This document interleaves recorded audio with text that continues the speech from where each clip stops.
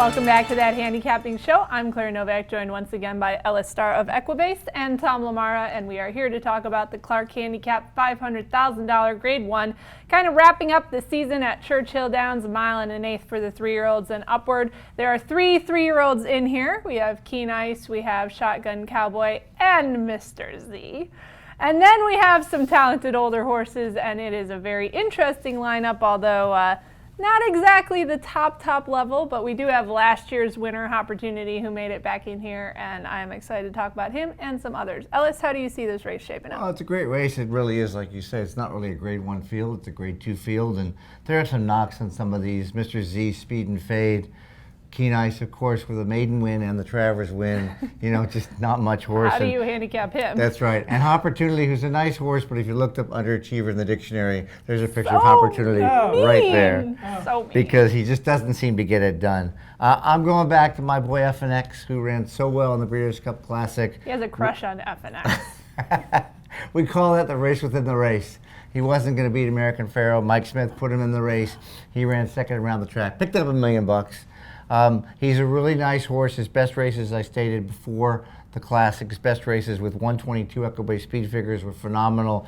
He got a 109 coming out of the Breeders' Cup, in the Breeders' Cup Classic, an Equibase figure. Mike Smith is going to travel cross country. I don't know how many other mounts he has on the card, but he's giving up the day at Del Mar to ride FNX and pick up another nice purse, and I think he'll run big. Race Day is the horse that's really in the best form of any of these. A Grade 2 winner last time out at Keeneland and the Fayette at the 9 furlong trip with a 118 figure, so he stacks up very, very well here. He's a multiple Grade 2 winner because he won the Oaklawn. And just a default third place contender is Frivolous because she just loves 9 furlongs at Churchill Downs. She won the Fall City in November. She won, of course, the Fleur de Lis in June, which is a huge, score for her. And she won the Locust Grove at Churchill before running badly in the Spinster and Distaff. All right, well, Tom, you've been taking a look at some of these we mentioned, and I went back and watched last year's edition of the Clark Handicap when both you and I did successfully pick Opportunity on top. So I would like it to be known that A, we are capable of picking winners, and B, Opportunity is a Grade 1 winner, just in case certain people here forget. But no, it is true that that Opportunity has been a little bit of an underachiever. Just, keeps hitting the board in those big races, but can't seem to get another win. But Tom, who are you looking at here on top? Well, I kind of struggled with this race. Is really not enthusiastic about playing it. You don't sound very enthusiastic, by the way. I'm really not. It's too classy for him. It's not River Downs on a Tuesday. I picked Keen Ice on top, but he's won his maiden race and the Travers. I'm just going to draw a line through the Breeders' Cup Classic. I mean, nobody made up any ground. Actually, everybody lost ground on Pharoah, I believe, except Honor Code, who rallied from last. But I'm going to put him on top. He's based at Churchill. If he can stay relatively close.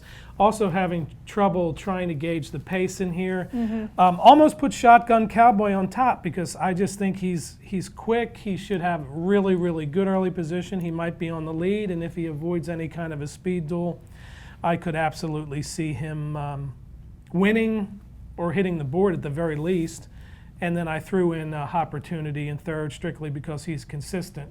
He's not a consistent winner, but he's consistent. All right, well, Shotgun Cowboy, definitely looking forward to his debut outside of Remington Park, and he is the Oklahoma Derby winner who then came back and beat Elders in the Oklahoma Classics Cup for owner-breeder-trainer C.R. Trout, and quite a fun story there with Shotgun Cowboy riding in his trailer with CR driving it all the way to Churchill Downs to take on the big boys. And CR did have a horse finish third in the Clark, I believe in 2000, and so he does know when to ship these horses out of his home base and go on a little rating trip, so I could definitely see that horse doing well. I am going to go with Race Day as my top pick just because, as you said, Ellis, he is the horse showing the best recent form. He also is undefeated at 1 1/8 miles, which is also the distance of the Oaklawn Handicap. And the one thing I like about him is he generally does well rating just off the pace and then, closing to keep the victory. There's one time,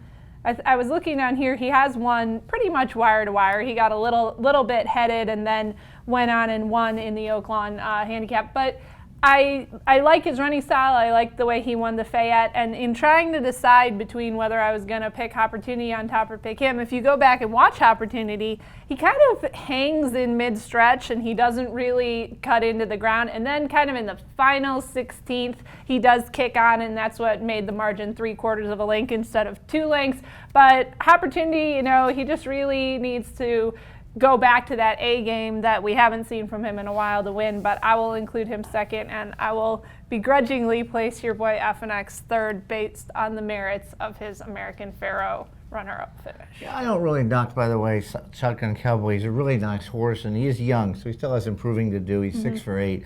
But when I just look at the more proven horses, the level and how fast they run, using the Equibase speed figure as a reference, his best was a 108, and it just seems like there's just no way this race is going to be anything less than a 115. And he could improve, but you've got horses to do it. Race day certainly would be my top pick, and he does open at 7-2. I just noticed FNX is the morning line favorite, so I'm not as thrilled as I was at 33-1 at the Classic, but I'm not going to change my picks. Well, and going back to the Equibase speed figures for race day, that's one thing that really stood out to me when he won the Razorback and he won the Oaklawn Handicap back-to-back. He ran 120s, so he has that really quick turn of foot. He actually has the best Equibase speed figure of anybody in the race. But Tom, no thoughts on Mr. Z, no thoughts on, who I'm thinking of? Protonico, who was second in the Clark last year, caught a virus in mid-June, missed the Stephen Foster, ran 2 really not so great races in the Woodward and the Fayette after that. Like, is this horse completely just done? Did he get sick and he's not the same horse? Or would we maybe see him,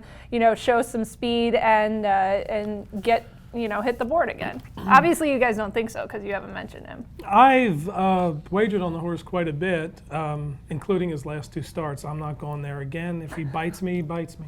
When he shows up, he's a really good horse. Yeah. There's no question about it. 120 and 119 Equibase figures. He did win the Ben Ali and the Ali Sheba in April and May. It's really hard to make a case off 2 clunkers. 1 clunker you can make a case. For example, he came back off a 7th place finish last year in the Penn Derby to win the Discovery. But 2 clunkers in a row, for me, it's really tough to make a case. And of course, Pletcher, his main jock is Johnny V, who's going to race day. And Mr. Z from out of the clouds to win the Clark Handicap. Mr. Z from out of the clouds is going to just fall apart in the last 8th in the Clark Handicap. All right, Ellis, is this the Equibase feature race of the week? No. Is that the Clark or the Cigar? No, we're actually doing the Hawthorne. The Hawthorne Gold Cup. Throw some love at Hawthorne this With time of year. Commissioner. And Hawthorne Gold Cup will be the Equibase race of the week. I'll be doing analysis of that race, and you can get a lot of free products at equibase.com. All right, and we have a very busy Thanksgiving weekend, racing on Thanksgiving Day, racing on Friday at Churchill, racing in New York on Saturday with the Cigar Mile, and some very good racing. So At Del Mar, too. Yeah, and at Del Mar, where you have the Pizza Man.